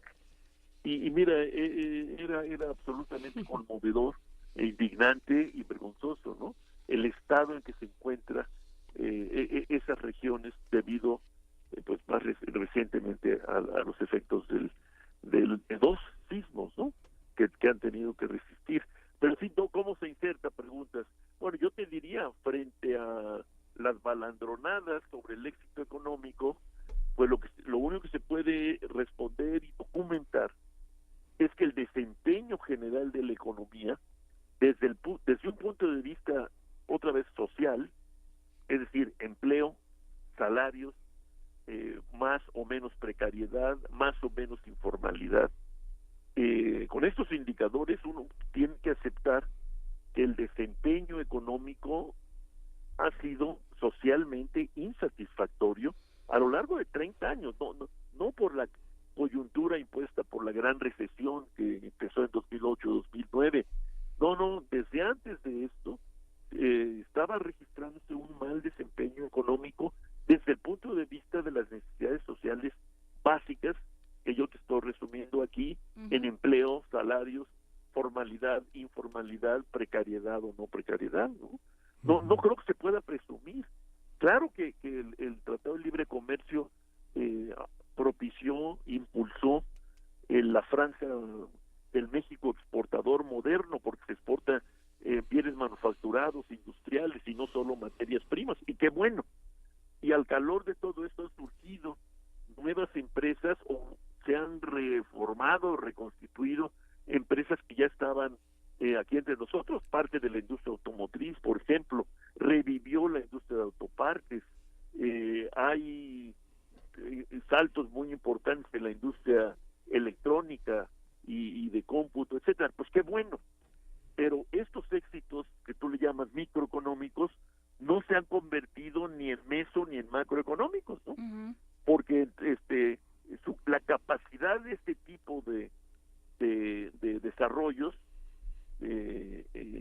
depende en gran medida del enraizamiento, de los vínculos, del tejido productivo que se pueda crear. Y en nuestro caso, a la medida que se renunció a la política industrial desde que se inició el Tratado de Libre Comercio, pues renunciamos también a acciones dirigidas a lograr que hubiera cada vez más interrelaciones entre estas industrias exitosas y el resto del cuerpo económico nacional. Es hasta ahora, fíjate, que se habla de las zonas económicas especiales, que podrían ser un primer proyecto interesante para transminar el éxito exportador en pues una mejoría adentro del país, de la economía y la sociedad. Podrían serlo siempre y cuando no pasaran por encima de las comunidades que ya están en esas zonas. Esa es otra cuestión, ¿no? Eso habría que verlo. Y además, ¿qué significa eso de pasar por encima de las comunidades, ¿no? La experiencia que hay en esta materia es que cada vez se pretende pasar por encima de las comunidades no se dejan, y entonces los proyectos económicos se frustran, ¿no? Entonces el trabajo con las comunidades pues es parte del proyecto, y si no es parte del proyecto, muy probablemente el proyecto económico, industrial, digamos, va a tener problemas tarde o temprano. Si se discutiera en el Tratado de Libre Comercio la perspectiva salarial en nuestro país en relación a Estados Unidos, ¿cree que desalentaría la inversión? No, pero yo creo que no a mí me parece que no necesitamos que el señor Trump para el caso el gobierno canadiense nos lleve a la mesa a otra mesa de discusión sobre algo que es una decisión fundamentalmente interna y nacional. Nos hemos retrasado y nos dimos en la vista, y hablo en primera persona del plural, ¿no? Porque no es solo responsabilidad de uno u otro gobierno, ¿no? Nos dimos en la vista gorda con el tema salarial, que estaba muy adolorido, decaído, como resultado de aquellas crisis financieras y de la deuda externa de los años 80. Y ahí se quedó eso como una pésima costumbre mexicana de mantener un régimen de bajos salarios a todo lo largo de esta historia reciente. Que el tema de los bajos salarios mexicanos no es un tema nuevo, es un tema ya que data de varias décadas. No, peor todavía, pero no se hizo nada por corregirlo. Se renunció incluso a la acción tutelar del Estado, que hasta donde yo entiendo sigue siendo una obligación constitucional cuando se habla de relaciones laborales. Claro, se volvió parte de nuestra competitividad, los salarios de hambre. Pues sí, pero esa es una vergüenza. Es una vergüenza. Aparte de que económicamente hablando es una ridiculez, porque eso eventualmente siempre hay un país dispuesto a tener salarios todavía más bajos, ¿no? Entonces esas son salidas falsas al final de cuentas. La competitividad solo puede estar basada en la innovación, en la capacidad de organización de las empresas, en la participación y colaboración de los trabajadores. Eso no se va a lograr fácilmente si se mantienen estos salarios miserables, ¿no? Estas conferencias se articulan con los grandes problemas de México. ¿Tendremos en el futuro alguna edición de este seguimiento? Bueno, hemos tratado casi en todas las jornadas de luego de dar lugar a un libro, y esperemos que esta vez también podamos hacerlo. A ver, pero yo querría regresar un poco a algo que decías, Rolando Cordera. Hablabas de la necesidad de que el gobierno tenga un punto de vista social. ¿Por qué no lo tiene? O sea, ¿qué otro punto de vista puede tener el gobierno? Bueno, mira, yo creo que se pensó, y muchos estaban y están archiconvencidos de que con la apertura, con la ampliación indudable del mercado, con las garantías para exportar a los Estados Unidos, con eso se tendría la capacidad de atracción de la inversión internacional y nacional para retomar la trayectoria de crecimiento y desarrollo que las crisis de los años 80 interrumpieron. O sea, se tuvo una fe desmedida, ilusa, pero pues al mismo tiempo autodestructiva, ¿verdad?, en el mercado y como decía el presidente Reagan, y en sus magias, ¿no? Olvidándose de que en todos los casos, incluso los casos de éxito reciente, de globalización con crecimiento y desarrollo, siempre ha habido una intervención activa y sostenida de los estados y coaliciones sociales y políticas comprometidas no solo con la apertura, la conquista del exterior, etcétera, sino con el desarrollo económico y la industrialización. Esa es la experiencia para empezar de Japón y luego de Corea y los llamados tigres asiáticos, y es hoy la experiencia despampanante de China. Y eso se hizo a un lado, y se llegó incluso a decir que las reformas económicas de mercado en las que se metió México eran parecidas a las reformas que habían hecho los dirigentes chinos, ¿no? En el caso de China nunca se renunció a una presencia activa, reguladora y promotora del Estado. Aquí renunciamos a eso. Y en esa medida, esto se combinó con el decaimiento, el debilitamiento muy acentuado del mundo sindical mexicano, que nunca fue muy grande en el luchador, como lo sabemos, ¿no? Pero bueno, no es lo mismo tener sindicatos que no tenerlos, ¿no? No es lo mismo tener sindicatos que busquen un arreglo con la empresa o quedar bien con los gobernantes, que unos sindicatos que son de hecho sindicatos de la empresa, ¿no? Los trabajadores se quedaron sin mecanismos elementales de defensa y promoción de sus intereses. Y uno de los resultados de este hecho es como tú dices, esta situación impresentable del régimen salarial mexicano, que ahora nos pone sobre la cara los estadounidenses y los canadienses, presionados por sus propios sindicatos, porque están alegando que nuestra circunstancia pues constituye competencia desleal, ¿no? O dumping social, como se le llaman algunos. Bueno, pero yo creo que es un tema que tenemos que asumir como tema nuestro y como responsabilidad nuestra, e ir diseñando una política de promoción salarial, de regularización laboral, que nos lleve a una situación pues menos lamentable que la que actualmente registramos.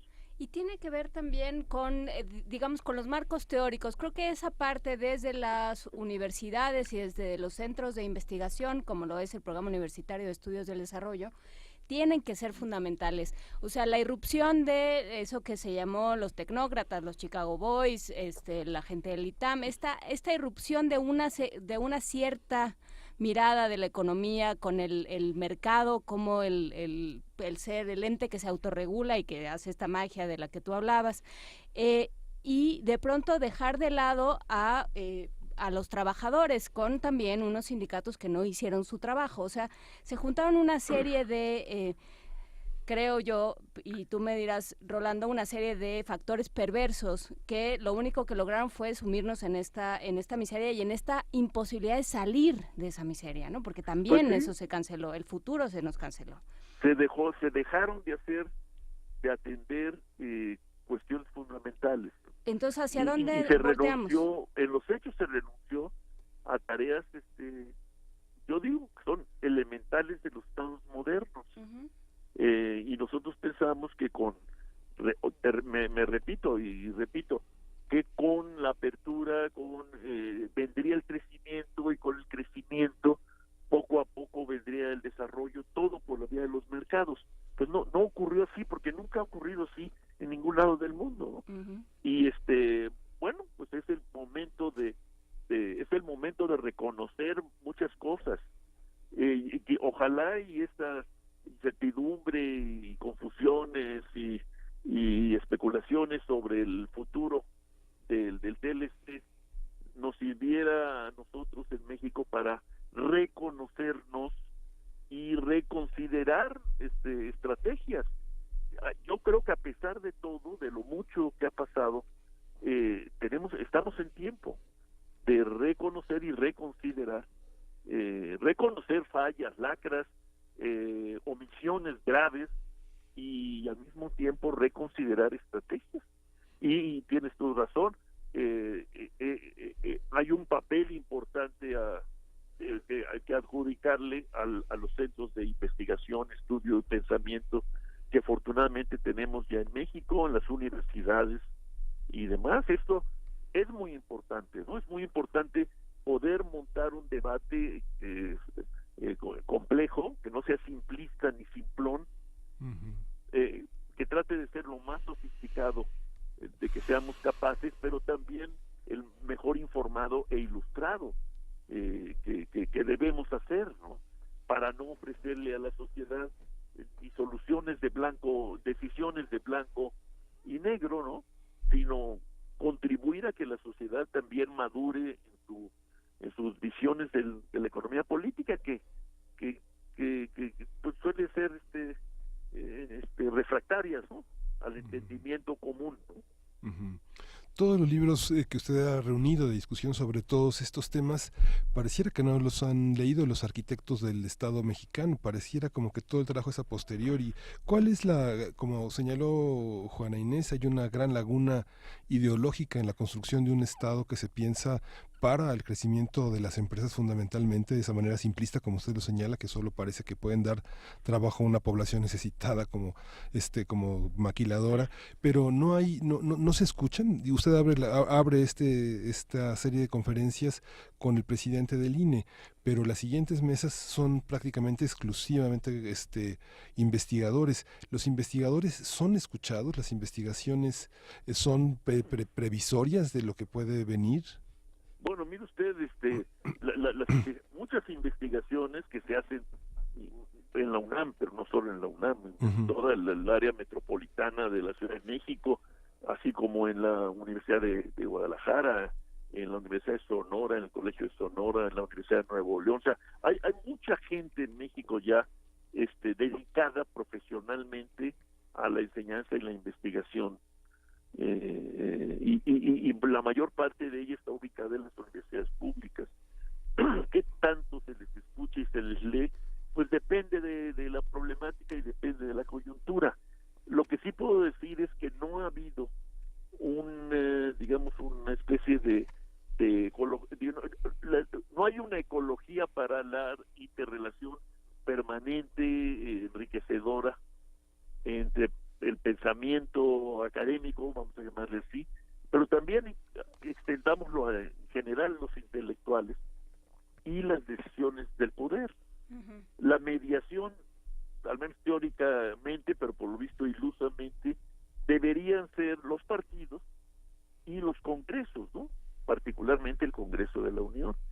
Ahí deberían ser los foros que recogieran los hallazgos, las hipótesis, etcétera, de los pensadores, de los investigadores, de los intelectuales, para enriquecer el panorama de dilemas y de opciones de los hombres y mujeres que toman las decisiones fundamentales para el conjunto de la sociedad, ¿no? Son las decisiones en materia de política económica, social, educativa, cultural, etcétera.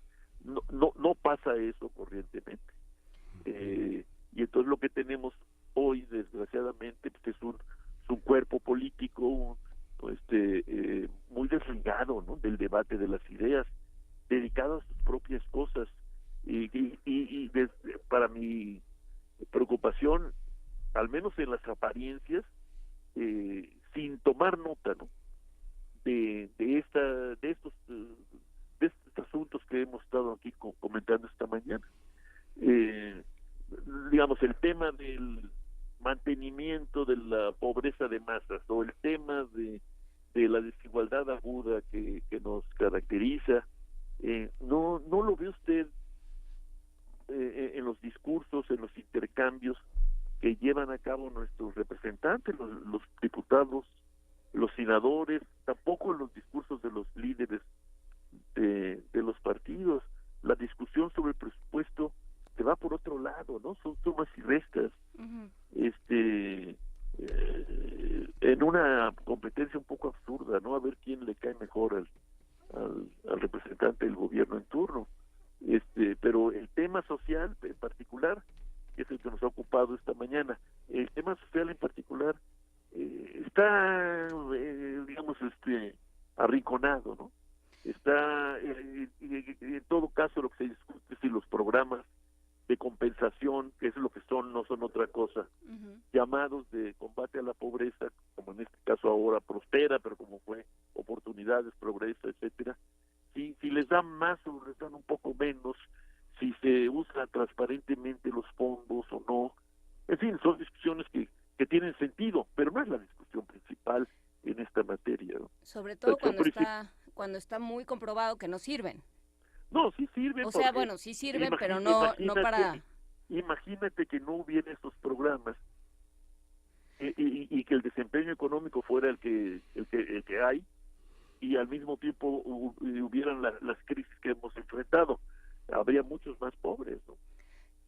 Y bueno, pues con eso no se juega, ¿no? Pero claro.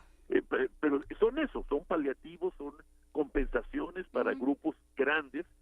Entiendo, ¿no? Que hay actualmente las familias que son que reciben los fondos de Prospera, pues llegan a 5 millones de familias. Estamos hablando ahí de 20 millones de almas, de mexicanos que reciben esta transferencia, ¿no? Hay que hacer un ejercicio mínimo de imaginación, ¿no? ¿Qué tal si no lo recibieran? No, por supuesto. Pues su situación sería, inenarrable, ¿no? Yo creo. Sí, por supuesto, lo planteé mal. Digamos, no sirven a largo plazo y no remedian el problema, lo palian apenas. No, claro, no lo superan, ¿no? Y bueno, ¿qué nuevos conceptos poner sobre la mesa o qué conceptos recuperar pensando en, por ejemplo, bienestar, por ejemplo, repensar desarrollo? ¿Cómo se plantea esto desde la teoría? ¿Se va a discutir? Bueno, mira, yo creo que debemos actualizar y en esa medida pues revisar, mejorar la idea que hemos tenido del desarrollo. Y para eso hay de dónde alimentarse, hay un pensamiento, ¿verdad?, que va del sistema de Naciones Unidas y sus comisiones, porque en nuestro caso la Comisión Económica para América Latina, pero pasa por gentes de indudable valía, como académicos e intelectuales, como Joseph Stiglitz, el premio Nobel de Economía, o anteriormente a él, el filósofo y economista Amartya Sen, para darte algunos nombres nada más. En todos los casos, ellos nos llevan a pensar en el desarrollo como un proceso complejo que no se puede reducir al mero crecimiento de la economía, que requiere que las economías crezcan para que haya más, para más gente, pero que supone voluntades que se ponen en juego en torno a un proyecto social que en el caso mexicano, con nuestro lenguaje, digamos, tradicional, llamaríamos un proyecto de justicia social. Eso es lo que hace que el crecimiento pueda convertirse en desarrollo, y en estos temas que tú mencionabas, en más bienestar, menos desigualdad, más acceso a las oportunidades, más gente cubierta por la protección social institucional, es decir, la que está en el Estado, etcétera, ¿no? Entonces, por ejemplo, Stiglitz hace años ya, incluso desde el Banco Mundial mismo, Stiglitz propuso que el desarrollo debía entenderse como una combinación de cambio social y aprendizaje democrático. Amartya Sen nos dice, el desarrollo hay que entenderlo como libertad, pero la libertad supone que haya condiciones para ejercer esa libertad y convertirla pues en una especie de atributo, ¿verdad?, permanente. No se puede hablar de libertad sometidos a la esclavitud del hambre, ¿no? Para irnos al extremo, ¿no? Y no se puede hablar de libertad sin límites, digamos. No se puede hablar de libertad sin pensar que no puedo hacer lo que sea sin pensar en a quién afecto. Ah, claro. Eso es fundamental. En realidad, para salir de esa circunstancia que al final nos puede llevar al estado de naturaleza, ¿no? Se inventaron los estados modernos, ¿no? Rolando, esta perspectiva de la corrupción, sobre todo pienso en el Pacto Federal, que ha sido roto por la corrupción enorme de por lo menos 16 gobernadores que han estado perseguidos por la justicia y que no han aclarado cuentas. ¿Cómo repensar un tipo de problema con ese alcance de miles de millones de pesos que han sido robados de las arcas de los estados? Se necesita mucho más vigilancia por parte de las organizaciones de la sociedad civil, y necesitamos darle el lugar que yo creo que debe tener y merece organismos del Estado, en particular la Auditoría Superior de la Federación, que es el órgano técnico del Congreso de la Unión a través de la Cámara de Diputados, precisamente para darle seguimiento a la cuenta pública. Ahí está, con recursos técnicos indudables y cada vez mejores. Pero claro, sus investigaciones no tienen las consecuencias jurídicas, jurisdiccionales, penales que deberían tener. Deben tenerlo y para eso requieren apoyo y quizás modificación de sus reglamentos y leyes. Pues bueno. Pero sobre todo, si no hay una sociedad vigilante de manera organizada, difícilmente podremos avanzar. Difícilmente podrá avanzar la Auditoría Superior de la Federación y organismos por el estilo, como los que debe haber y hay, aunque algunos de ellos de manera muy precaria, en los congresos locales. Todavía tenemos que vigilar las elecciones en algunos estados con el ejército para que no haya conflictos, ¿no? Bueno, pues sí, es todavía parte de este tema, ¿no? Desafortunadamente, ¿no? Pero el ejército siempre ha tenido presencia en el cuidado de las urnas, ¿no? Desde el tiempo, desde hace mucho tiempo. Sí. Pues bueno, queda hecha la invitación. Esto va a ser mañana y pasado. ¿A partir de qué hora? ¿Dónde se pueden inscribir quienes nos escuchen? No, es libre, entrada libre. Va a ser en el auditorio de la Facultad de Economía de la UNAM. Ahí mismo en el edificio principal de la facultad, en el auditorio Ho Chi Minh, que está en la planta baja. ¿Y hay consecuencias curriculares? ¿Hay consecuencias curriculares para quien vaya a todas las sesiones? ¿Aprendes mucho? Yo espero que haya consecuencias mentales. Vas a aprender mucho. Si quieres un papelito, te damos un papelito. Sí, me dan un papelito. Sí, una servilleta o algo. Sí, muy en constancia, sí. Te puedes tomar una foto con una selfie con Rolando Cordera. Sí, no. Y a ver qué te dan a cambio. Puede tener consecuencias ambientales. Bueno, Rolando, pues un abrazo, buena suerte. Igualmente, muchas gracias, muchas gracias por ayudarnos a difundir esto, y qué bueno que conversamos, estuve muy interesado. Pues sí, a ver, ¿a partir de qué hora están mañana? Sí, estamos convocando a las 9 de la mañana para inaugurar, y la primera mesa sería a las 9:30. Perfecto, entonces mañana a partir de las 9 de la mañana en el auditorio Ho Chi Minh de la Facultad de Economía de la UNAM, este 10º Diálogo Nacional por un México Social, organizado por el Programa Universitario de Estudios del Desarrollo. Muchísimas gracias, Rolando Cordera, por esta conversación. Gracias a ustedes, Juan Enel, Luisa, muy amables. Hasta luego. Un abrazo. Hasta luego. Y despedimos esta conversación con una postal sonora que es un poco a petición popular, porque llegaron muchos mensajes diciendo que les gustó muchísimo la música que pusimos de Sistema Solar, que nos compartió Cindy Pérez Ramírez, acompañada con Dulce García, quienes se encuentran en el Festival Internacional Cervantino. Así que a continuación tenemos una postal sonora de lo que ocurrió anoche en Alhóndiga, en el centro de Guanajuato. Sí. Ahora lo sabremos. Oye, bueno, ¿cómo está mi gente? Eso.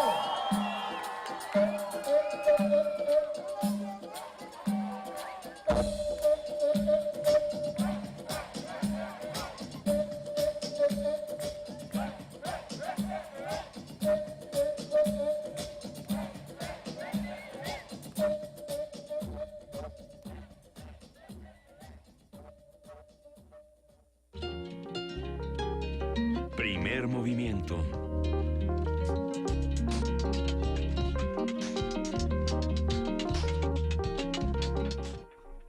Son las 9 de la mañana con 40 minutos, ya con 41 minutos de este martes 17 de octubre y tenemos mucho que discutir, mucho que leer, mucho que compartir con ustedes. Nos da muchísimo gusto contarles que el día de ayer arrancó la 14ª Feria del Libro en la Torre 2 de Humanidades. Esto, como ustedes saben, está frente a las islas.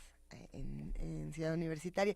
Y vamos a hablar en este momento con la doctora Guadalupe Valencia García. Ella es directora del Centro de Investigaciones Interdisciplinarias en Ciencias y Humanidades.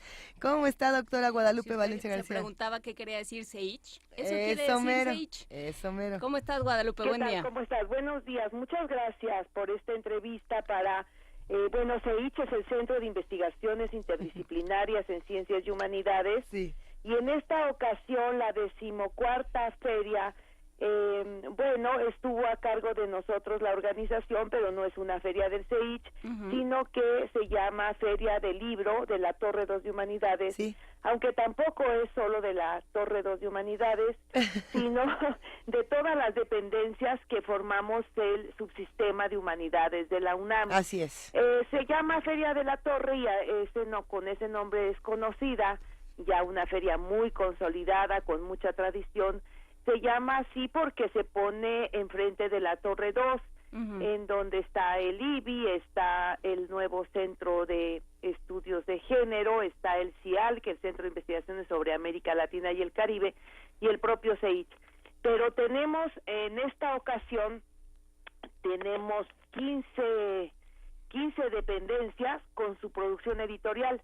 Están ahí el Instituto de Investigaciones Económicas, Estéticas, el CISAM, también que está en la Torre, América del Norte, América Latina y el Caribe, que ya lo dije, el Estudios de Género, investigaciones filológicas, investigaciones jurídicas, antropológicas, investigaciones sociales, bibliotecológicas y de la información, los programas universitarios de bioética, de estudios sobre Asia y África, están por primera vez, es de nueva creación este programa, y también está la Escuela Nacional de Lenguas, Lingüística y Traducción, LENALT, antes CELE.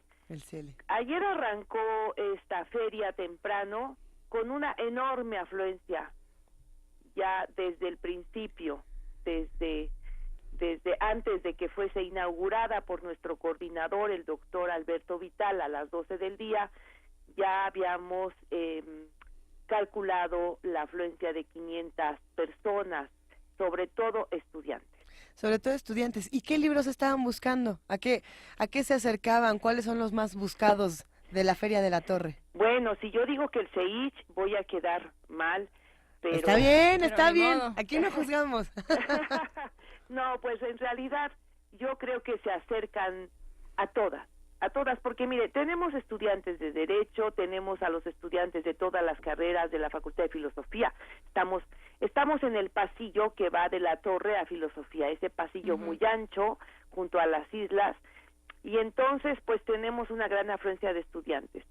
Y yo creo que además de que hemos hecho mucha difusión y hemos puesto unos carteles muy grandes en las entradas y salidas de la UNAM, el radio pasillo funciona muy bien para atraer a los estudiantes a este gran pasillo, a este gran paseo. Hay una carpa muy linda, enorme, que nos puede proteger de la lluvia. Hay un servicio de cafetería, un carrito con café, y hay las producciones editoriales de 15 dependencias y este es el gran atractivo, unos precios buenísimos. Nosotros en el CEICH tenemos unos folletos que en su momento fueron conferencias que después editamos como folletos, que no caducan porque no son análisis de coyuntura, son sobre temas teóricos de utopía, derechos humanos, globalización, etcétera. Cuestan $1.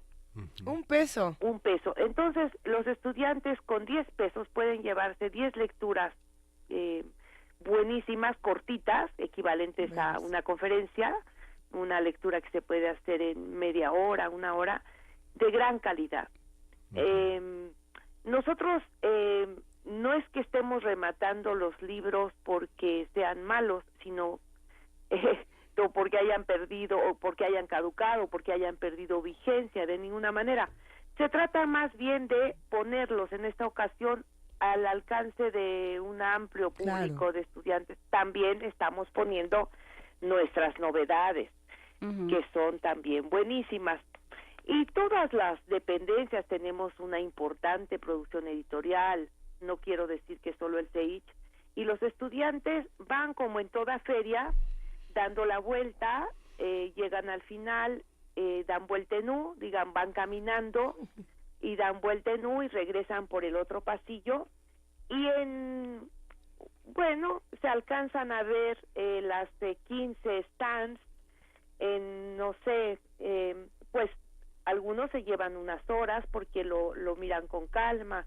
Algunos colegas han ofrecido unos sofás en sus stands para que los estudiantes se sienten, o los académicos que pasan por allí se sienten a hojear libros y revistas. Pero creo que es una gran oportunidad. Lo que tiene esta feria es que, a diferencia de Minería o a diferencia de Guadalajara, donde la UNAM está presente, el subsistema de humanidades está presente todo junto con las novedades de cada dependencia. Sí, y creo que es a falta de puntos de venta masivos, digamos, que tenemos pocos en la universidad, tenemos algunos en el campus central, pero es más complicado, pues ahí se puede ir a ver todo, y sí, como dices, Guadalupe, ver los libros, sobarlos, dar la vuelta, pensar si quiero este o este, ponerte de acuerdo con tus compañeros a ver quién compra cuál, y todo con una oferta económica interesante, puesto que los libros de la UNAM no son con fines de lucro, digamos, sino para divulgar el conocimiento que se produce aquí. Así es, tienes toda la razón. De hecho, muchos de nuestros libros, del CEICH y de otras dependencias, están en línea. Son libres, son de acceso libre. Sin embargo, todos queremos tal vez subirnos al metro y llevar un folletito, un pequeño librito, tal vez un libro de poesía, irlo leyendo o tenerlo en el buró. Entonces, el libro como objeto no ha desaparecido, no va a desaparecer, y ahorita lo estamos ofreciendo realmente con mucha calidad, a muy buenos precios. Pues yo invito a todos los que nos están escuchando a acercarse a esta ya tradicional Feria del Libro de la Torre de Humanidades. ¿Cuándo concluye?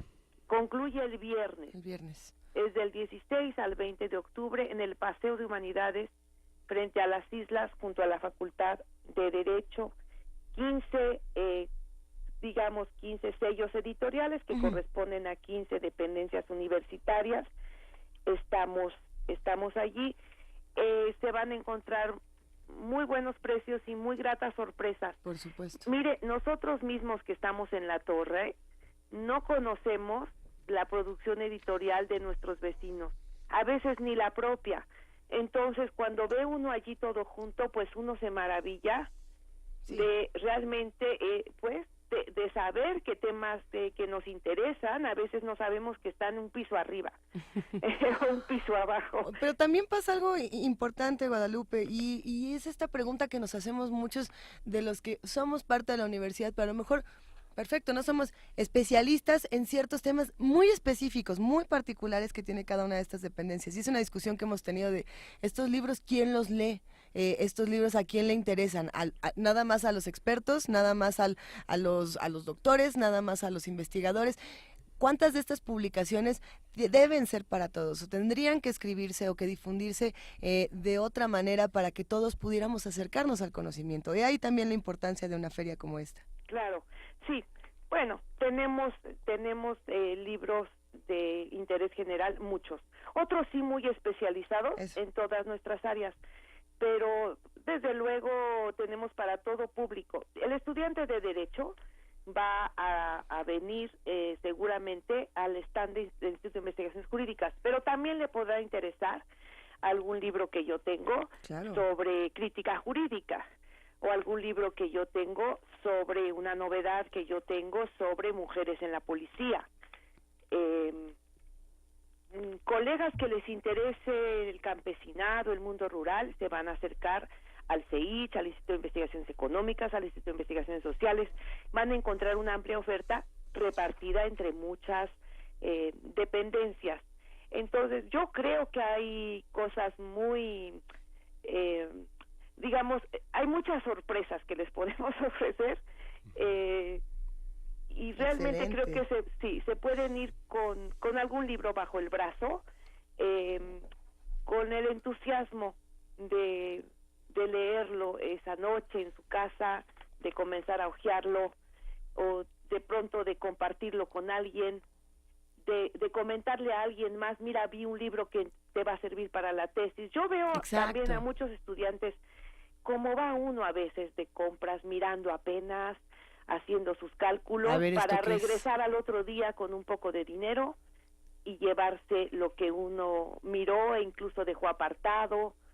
En fin, hay también estudiantes que nos piden, apártame por favor porque no tengo ahorita el dinero, pero vengo mañana. En fin, genera mucho entusiasmo, porque en verdad creo que es la única feria donde nos ponemos completos y no solo con nuestras novedades o con muestras representativas que se pierden en ese gran mundo que es la UNAM. Un stand de la UNAM en Guadalajara, bueno, uno se puede perder. No, aquí estamos las ciencias sociales y las humanidades y las lenguas juntos con toda nuestra producción, con todos nuestros remates, con nuestra producción histórica, con nuestras novedades, con nuestras revistas. ¡Qué maravilla! Sí, realmente está muy bien. Ahí vamos a estar, y por supuesto favor. dejamos esta invitación para todos los que nos escuchan y se interesan en estas publicaciones. Recuerden, empezó ayer y termina este viernes, así que asistan a esta Feria de la Torre, a esta 14ª Feria de la Torre. Muchísimas gracias, doctora Guadalupe Valencia García. Al contrario, yo soy la agradecida por este espacio. Nos escuchamos y nos vemos muy pronto. Mil gracias. ¿Cómo no? Hasta luego. Adiós. Quédense con nosotros, estamos aquí en Primer Movimiento a las 9 de la mañana con 52 minutos y tenemos invitaciones que hacer, Miguel Ángel Quemain. Sí, tenemos boletos para el autocinema, cada boleto es por coche sin límite de personas al interior y se van por teléfono, son 5 boletos al 5536 43 39 Así y es. son en el Autocinema Insurgentes, Eterno Resplandor de una mente sin recuerdos, Qué El Club de la buenas. Pelea, Alien Covenant, Across the Universe, una función sorpresa de medianoche. Todo esto empieza este martes a las 9 de la noche, está Eterno Resplandor de una mente sin recuerdos, El Club de la Pelea el miércoles 18 de octubre a las 9 de la noche, Alien Covenant jueves 19 a las 9, Across the Universe viernes 20 de octubre a las 8, la función sorpresa de medianoche el viernes 29 de octubre, en punto de la medianoche, y Regresar al Futuro, esta trilogía que es el sábado 21 de octubre a las 8 de la noche. Me encanta que lo dijiste como novela de Proust, así, Regresar al Futuro. Pero son las 3. Pues, Sí. a ver, pero la trilogía de Volver al Back to the Futuro. Future O sea, Trilogy. pero se las avientan todas seguidas. Pues, Pues yo creo que sí. Hasta que ya Michael J. Fox se te sale por las orejas. Marty McFly estaría de acuerdo en que las viéramos todas de corridito. Sí, ¿A poco no? Sí, sí. Marty McFly tenía ideas muy raras. Se peinaba muy raro, tenía ideas muy raras. Eso. Y el domingo 22 de octubre a las 8 de la noche para acabar bien el fin de semana, Intensamente. Ah, qué bonita es Intensamente. Ay, no, yo no la he visto porque dicen que lloras. Bueno, sí. Me he negado a ¿O verla no? porque dicen está, que lloras está mucho. muy chulo. A ver, tenemos más boletos para el Autocinema Coyote, 55 36 43 39. Miguel Ángel Quemain les dijo, los de Insurgentes, para los que se quieran ir a Polanco, ahí les va. 500 días, es que esta película siempre decimos que es 500 días sin ella y otros dicen que es 500 días con ella. 500 Days of Summer, este es el martes, el día de hoy, a las 9 de la noche. Naranja Mecánica, por si usted quiere ver un reflejo de la actualidad o no, todo depende. A Clockwork Orange, esto es el miércoles 18 de octubre. Evil Dead, El Despertar del Diablo, y es la primera, no es la segunda, la de Ash, donde se corta la mano. Esta es la primera, donde está la casa embrujada, ¿sí? ¿O es el remake? Alguien que me puede... Bueno, ahorita investigamos porque... Usted vaya y nos platica. Sí, ahí les contamos. A ver, Evil Dead es el jueves 19 de octubre a las 9 de la noche. La Bella y la Bestia. Y yo me imagino que esta es... ¿La de Disney o la de la otra? Pues usted vaya... La de la muchacha cara de plástico. Pues usted vaya y nos cuenta. Pero Muy sí, bien. ahorita... No, ¿saben qué? Yo creo que esta sí es la que no es animada. Donde sale Emma Watson. Sí, en efecto, esa es. Función sorpresa de medianoche.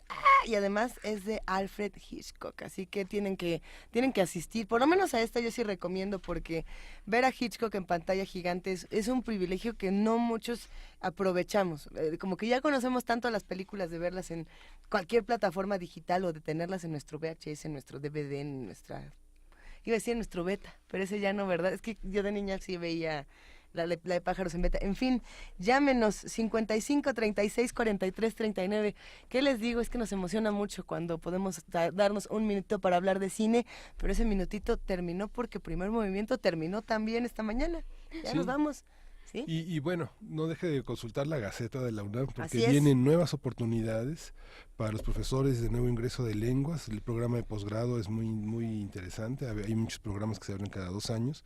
Es la oportunidad. También la planta de profesores de tiempo completo tiene nuevas oportunidades. Hay una renovación natural de la planta académica y estas oportunidades pues están accesibles en la Gaceta de la UNAM.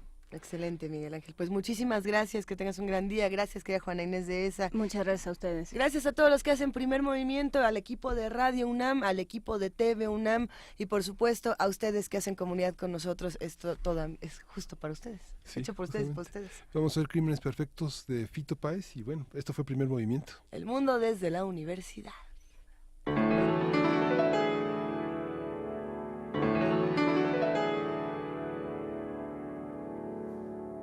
¿Sentiste alguna vez lo que es tener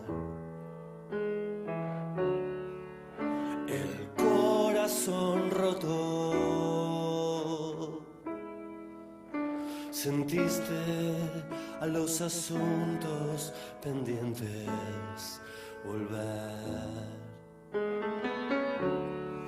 Hasta volverte muy loco.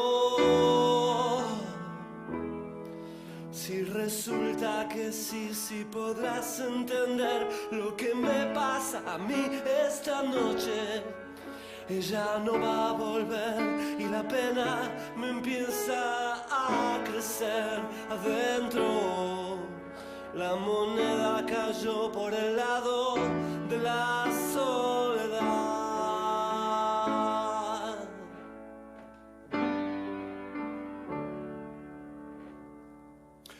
Todo lo que termina, termina mal.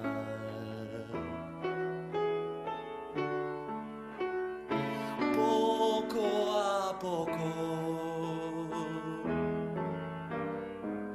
Y si no termina,